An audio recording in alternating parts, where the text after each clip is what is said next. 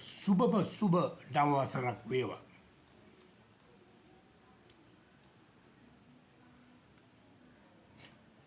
මම ආවේ වීල කරන්නවත් ඔකලව සිනා ගස්සන්නවත් නොවේ. මට තියුණා talk with the Don guy. ඒ වැඩසටහනක් ටම් වහන්සේලා වෙනුවෙන් කරන්න. මොකද මම රට තොට හැම දෙනෙම දන්න කෙනෙක්. මම නළුවෙක්, ගායකයෙක්, හාස්‍ය රංගන ශිල්පියෙක්. දැන් මාව ඔයගොල්ලෝ දකින්න අමාරුයි. පේනවා මගේ ගැන මුකුත් කතා කරන්නේ නැහැ. නමුත් මට යුතුයකමක් තියෙනවා මේ රට ගැන, රටේ වින්නා වූ ආපදා ගැන තමුන්වහන්සේලාව දැනුවත් කරන්න. මේ අවුරුද්ද වාසනාවන්ත අවුරුද්දක් වගේම අහන්න ලැබූ දුක්බර කතා, ඒ සිදුවි අනතුරු. එතකොට කම්බිනික් දියනෑමට ගොස් වෙච්ච සිද්ධි ගැන ඔබ දැනුවත් කරන්න. මම ලොකු පණ්ඩිතයෙක් නෙවෙයි. හැබැයි ඉදිරියට මේ වැඩසටහන විනෝද සමය හාස්‍ය ගෙන දෙන දේවල් රට තොට ගැන අඩුපාඩු తీරවල නම් මේ රටේ දේශපාලනය කිසි දෙයක් කතා කරන්නේ නැහැ. මම දේශපාලනයේ මීට පස්සේ කිසිම දෙයකට නැහැ. කිසි කෙනෙක් ගැන වර්ණාව කිරීමකුත් නැහැ.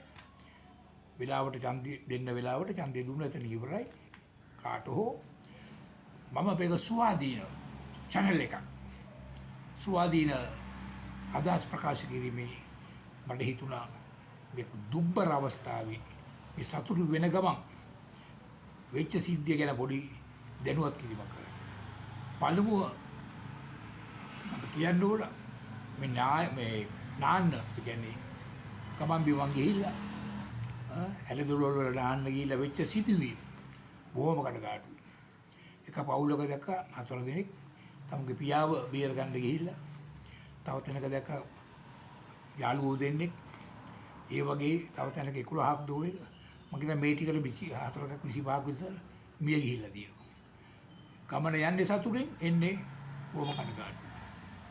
ඒ වගේ පියා කියපු දෙයක් තමයි නාන්නේන්ට කලින් සොයා බලලා දන්න කෙනකින් අහලා මොකද මෙතන මම මේ පැහැදිලි කරලා දෙන්න යන්නේ මේ වගේ ඕනට බේරෙන්න ක්‍රම ටිකක්.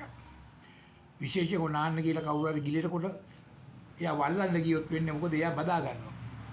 ඒක බලාගෙන තුත්තුලික හැල්ලුවා වගේ තමයි අතාරින්නේ නැහැ. එතකොට අල්ලගෙන එක්කෙනා සමුගන්නේ. ඒක අනිත් එක තමයි කිසි කෙනෙක් අල්ලන්න යනවා නම් ලණුවක් හරි ටියුබ් එකක් හරි අතට අහුවෙන දෙයක් යාට දාලා තමයි යන්න ඕනේ. විශේෂයෙන් ඔය වතුර කියන එක ඔය දියැලි ඔය ගංගාවල් දුරින් අරිනවා වතුර ඇරිබෝ ගමන් වතුර පාර බොහොම වේගයෙන් ගමන් කරන සමුන් දන්නේ. ඒක. දෙවෙනි එක තමයි ඔය වතුරේ ලින්ක් කපනවා. වතුර නැති කාලේ. ලින්ක් කැපුවා මොකද වෙන්නේ? කවුරුත් දන්නේ නැහැ මෙතන වලක් තියෙනවා කියලා. වලට වැටුණාම තමයි අනිත් අය බලන්නේ. ඒ තව එක. එතකොට පීනන්න කියලා යනවා. තමුන් දන්නේ වතුර අඩු වැඩි වෙන වෙලාවල් තියෙනවා ගංගාවල. ඉතින් බලන්න මොනතරම් අපරාධයක්ද කියලා මේ ටිකට සතුටෙන් ගිහලා දුකෙන් ගෙවල් වලට එන අය. මම මේ දැනුවත් කරන්නේ ඒකයි. හරියට තමුන් හොයාගෙන දැනගෙන මිසක් විශේෂයෙන් ඔය මූදවල වගේ යනවනම් ලයිෆ් ගාඩ්ලා ඒගොල්ලෝ ඉන්නවා ඒගොල්ලෝ අහලා දැනගෙන යන්න ඕන. මොකද මම තරුණ කාලේ මගේ මිතුරෙක් ගියා මූදේ. එයා ජීවිතේ මූද රැල්ල පාගලත් නැහැ. රැල්ල පාගගෙන ඉන්නකම් මිනිහ අතවනවා. මිනිහ පොඩ යනවා. කියලා නොපෙනීම ගියා. එයා මොකද රැල්ල පාගන්න ඔක්කත් අද යන්න නරකයි. මගේ දැනුවත් කරන්නේ ඕගොල්ලෝගේ ආරක්ෂාව. එතකොට තවත් සිදුවීමක් තියෙනවා මම ඒකත් කියන්න ඕන. මුගක් අය නානවා. කොහෙද? ගඟ බොහෝදක නෙමෙයි. තමුන්ගේ බාත්රූම් එකේ. මේ කියන්නේ දැනුවත් කරන්නේ එකපාරට කවදාකවත් දවල් වෙලාවක කොයිලක එකපාරට නාන්න යන්න එපා. සමහරව heart attack එකක අමාරුකම් මෙල්ලලි ඇතුලේ වැටලා මැරලා තියෙනවා. නැති වෙලා තියෙනවා. ඒකට තියෙන එකම දේ තමයි කකුල් දෙකට ඉස්සලා වතුර ටිකක් දා ගන්නවා. ඊට ඇඟට පොඩ්ඩක් වතුර ටිකක් දාගන්න. ඊට පස්සේ ඔළුවට වතුර ටිකක් දාගන්න. එහෙම තමයි ස්නානය කරන්න ඕනේ. ඒක හොඳට මතක තියාගන්න. ගොඩක් අයට අවු වේලක පාටම බාත්රූම් වලට නාන්න යනවා. ඊළඟ ප්‍රශ්නේ තමයි ලිස්සලා ලංකාවේ කී දෙනෙක් කියලා සීයලා තරුණ ඇතුලේ වැටෙනවා කියලා තුවාල වෙනවා කියලා දන්නේ. කකුල් කැඩිලා. ඒකට පිළියමක් තියෙනවා. මගේ ගෙදර ගමන් කරලා තියෙනවා. මම සොයා බලන කෙනෙක් එකේ දේව ප්ලාස්ටික් කාපට් එකක්. අංගවයි කාපට් තියෙනවා. ඒ කාපට් එක ප්ලාස්ටික් රවුන්ඩ් තියෙනවා. පොඩි අඩි එකමාරක් දෙකක් ඒ වගේ ප්‍රමාණික එකක් මැද්දට දාලා තියෙනවා. හදිසිය තමුන්ට වැඩක් කරගන්න උනොත් මේ අවශ්‍ය වෙලාවට ඒක කකුල තියලා පොඩ බේරෙන්න පුළුවන්. ඉතින් ඒක ලොකු දෙයක්.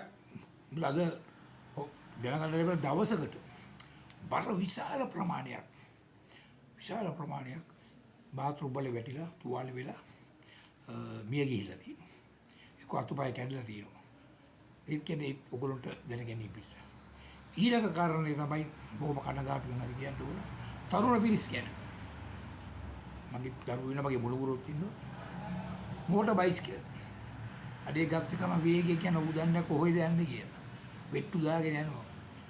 දන්නවද අද දවසට මෝටර් බයිසිකල් 15ක් 20ක් මිය යනවා. සාහතලා අම්මට කියන මට බයිසිකලක් කරන් දෙන්න කියලා. ඒගොල්ලෝ අරන් දෙනවා ආදරේ. මොන දුකක්ද? ඉතින් ඒ නිසා පොලිසිය කොච්චර හිටියත් කොච්චර කියලා දුන්නත් කංග වේන්න වගේ ඉතා වේගයි.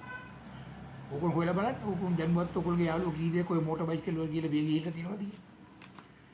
මිය ගියාම ඒකේ දුක කාටද? ඉතින් මගේ කතන්දරය අවසන් කරලා යනවා. ඉස්සරහට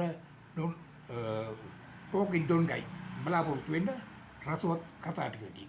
ඉතින් මේ අවුරුද්ද ඔබ සැමට සුබ අවුරුද්දක් වේවා කියලා ප්‍රාර්ථනා කරමි. ඒ වස්සේ ඒකම තව දෙයක් කියන්න ඕන. මගේ අලුත්ම නාට්‍යයක් තියෙනවා. ප්‍රේමති මනම්පේරි ප්‍රේම කතරගම ප්‍රේම සරත් දිකුමර අධ්‍යක්ෂණය කළේ ප්‍රේම සාජයක නිෂ්පාදනය කළේ.